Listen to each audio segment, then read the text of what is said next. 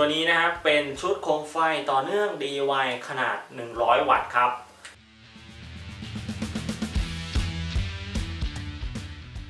สวัสดีครับผมเอ็มสัญชัยในคลิปนี้นะครับผมก็จะมา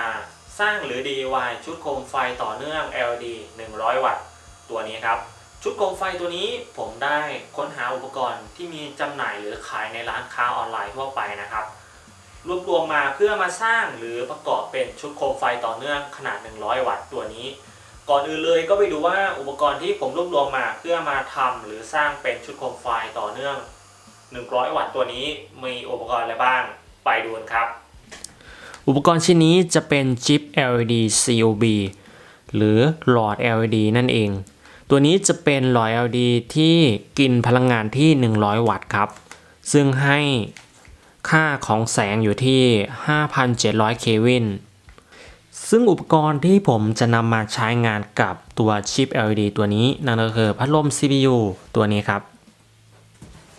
ในเรื่องสวยงามด้วยนะครับก็เลยเลือกใช้ตัวนี้ถ้าใครไม่เน้นก็ซื้อในราคาที่ถูกๆก็ได้ก็มีเช่นกันพัดลม CPU ใช้แรงดัน5โวลต์จากตัวโมดูล USB แล้วก็ใช้จากตัวโมดูลลดแรงดัน12โวลต์ตัวนี้นะครับเราก็จะสามารถปรับระดับของพัดลมได้ว่าเราต้องการให้พัดลมทำงานเบาหรือแรงแนนไลท์โบเวนเมาส์ซึ่งเป็นอะแดปเตอร์ที่แปลงจากไฟส่องสว่างหรือไฟต่อเนื่องของแนนไลท์ตัวนี้มาเชื่อมต่อกับโบเวนเมาส์และอุปกรณ์อีกหนึ่งตัวนี่ก็เป็นอุปกรณ์ที่ผมออกแบบเองซึ่งจะมีหน้าที่ยึดระหว่างตัวพัดลม CPU แล้วก็ตัวโบเวนเมาส์ตัวนี้ครับคอนเนคเตอร์ XT แล้วก็สวิตช์แบบ3ขาเพื่อปรับแรงดันไฟที่จะให้กับพัดลม CPU ครับถ้าใครสนใจอุปกรณ์เหล่านี้ผมก็ได้ทำการแปะลิงก์ไว้ด้านล่างคลิปวิดีโอก็สามารถเข้าไปดูรายละเอียดและข้อมูลเพิ่มเติมได้ครับ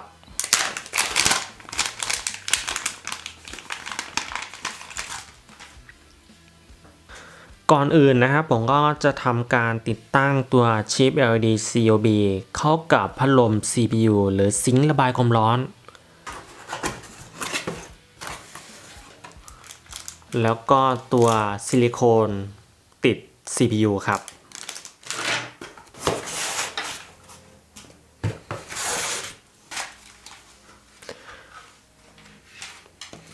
แล้วก็นำตัวหลอด LED มาทำการติดตั้งที่หน้าซิงค์ระบายความร้อน CPU ตัวนี้ครับก็จะอยู่ในลักษณะนี้แบบนี้ซึ่งการเจาะติดตั้งสกรูควรเจาะที่แผ่นอลูมิเนียมห้ามเจาะโดนตัวแท่งทองแดงนะครับเผื่อแท่งทองแดงมีสารหล่อเย็นภายในอะแดปเตอร์แนนไลท์โบเวนเมาส์แพ็คห่อมาดีมากเลยครับซึ่งอุปกรณ์ตัวนี้จะเป็นอะแดปเตอร์ที่ใช้ในตัวเมาส์โบเวนอุปกรณ์ตัวนี้ผมนำมาเพื่อจับตัวพัดลมระบายความร้อน CPU ครับซึ่งก็จะนำมาทำการติดตั้งเข้าแบบนี้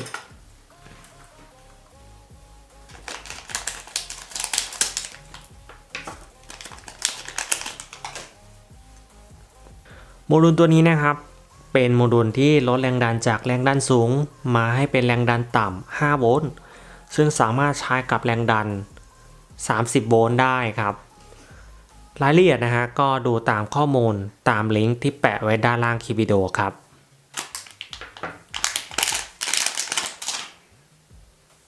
โมดูล DC to DC ตัวนี้ก็เป็นโมดูลลดแรงดันจาก24โวลต์มาเป็นแรงดัน12โวลต์5แอมป์หรือพลังงานรวม60วัตต์ครับซึ่งเขาสามารถใช้กับแรงดัน15โวลต์ถึง40โวลต์ได้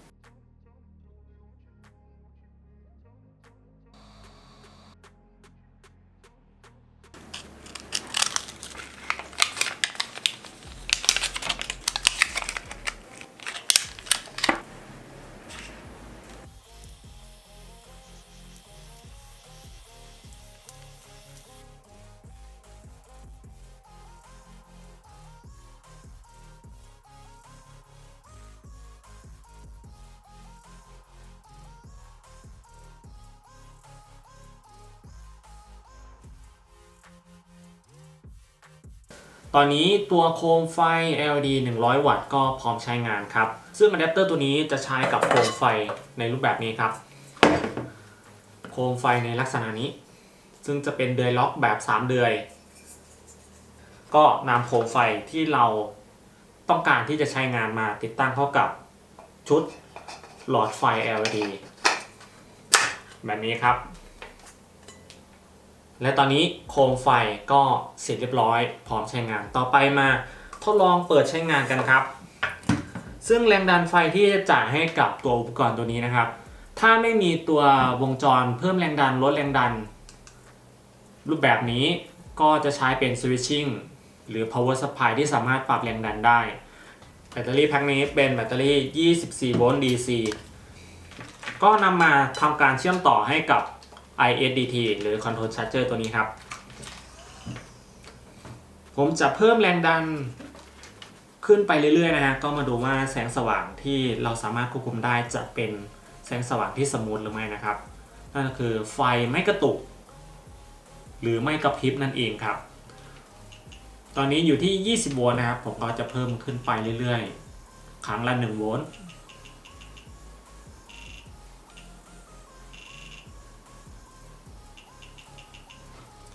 ตอนนี้24 โวลต์ครับ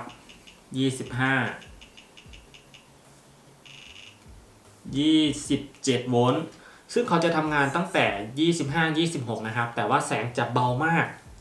ตอนนี้ผมเปิดที่25 วัตต์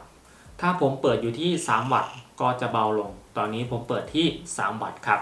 แสงที่ได้ก็จะประมาณนี้ผมจะปรับไปที่20 วัตต์ครับตอนนี้อยู่ที่20 วัตต์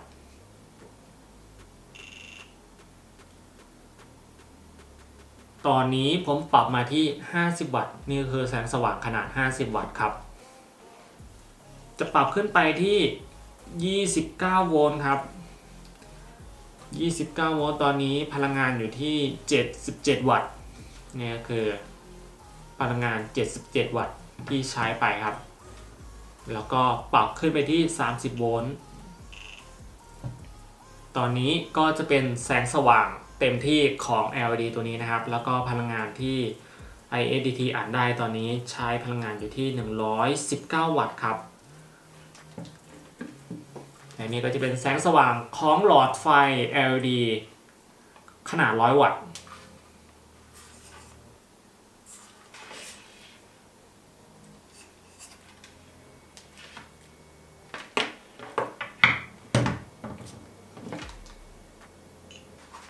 การติดตั้งใช้งานก็ติดตั้งเข้ากับขาตั้งโคมไฟ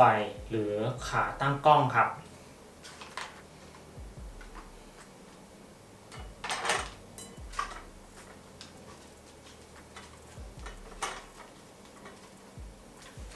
เพราะว่าชุดอะแดปเตอร์ที่ผมเลือกมานะก็เป็นตัวอะแดปเตอร์ที่ใช้ในงานไฟต่อเนื่องอยู่แล้วลักษณะของอะแดปเตอร์ตัวนี้ก็เป็นอะแดปเตอร์ที่ติดตั้งกับขาตั้งกล้องหรือขาตั้งโคมไฟต่างๆครับซึ่งตัวอะแดปเตอร์เราสามารถปรับก้มแล้วก็เงยได้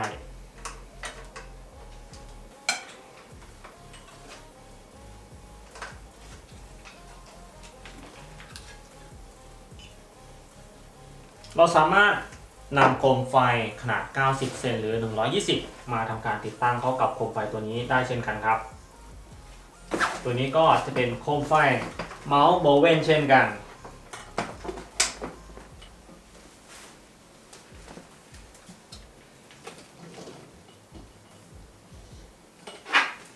ก็จะประมาณนี้นะครับสำหรับชุดโคมไฟต่อเนื่องนะครับที่ใช้งานกับโคมไฟของโบเวนเมาส์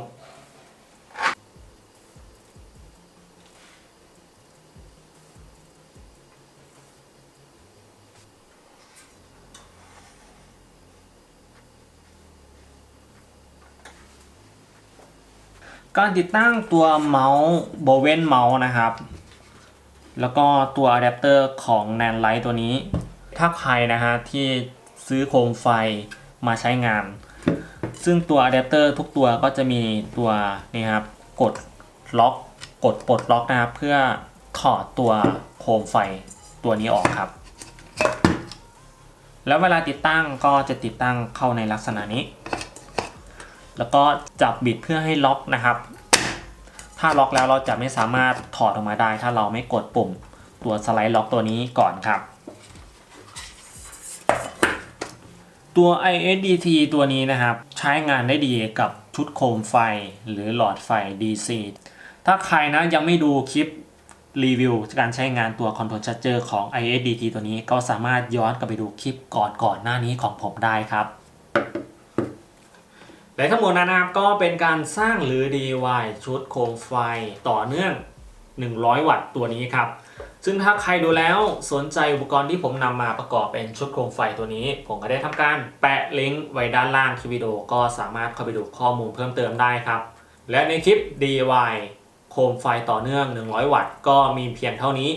แล้วเจอกับผมใหม่ในคลิปถัดไปสวัสดีครับ